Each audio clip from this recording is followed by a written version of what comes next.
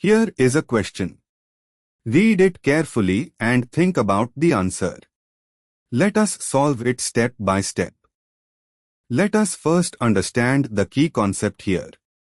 The acidity of CH bonds is determined by the stability of the carbanion formed upon deprotonation, which is enhanced by resonance delocalization into adjacent electron-withdrawing groups, carbonyl groups.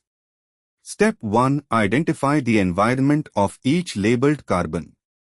Carbon 1, the methyl, CH3, carbon of the ketone portion, the terminal CH3 of the acetyl group. It is alpha to 1 carbonyl, the ketone C is equal to O.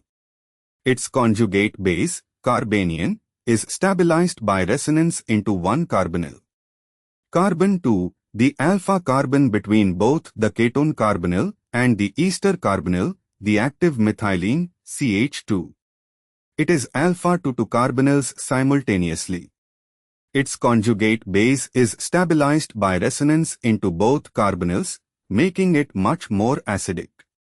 This is the classic beta-ketoester active methylene with pKa 11. Carbon 3, the CH2 of the ethyl group on the ester oxygen, OCH2CH3. This carbon is on the oxygen side of the ester. It is not alpha to a carbonyl. It is simply an alkyl CH with no adjacent stabilization. Very weakly acidic. Step 2. Rank by acidity. Most acidic is equal to lowest pKa. Carbon 2 flanked by 2 carbonyls highest acidity, pKa 11. Carbon 1 alpha to 1 carbonyl, ketone, moderate acidity, pKa 20. Carbon 3, no adjacent carbonyl, just an ether-like alkyl CH least acidic, pKa 50. So the order from most to least acidic is 2, 1, 3. Step 3. Why other options fail? B. 1 to 3, incorrect because C2, between 2 carbonyls, is far more acidic than C1, alpha to only 1 carbonyl.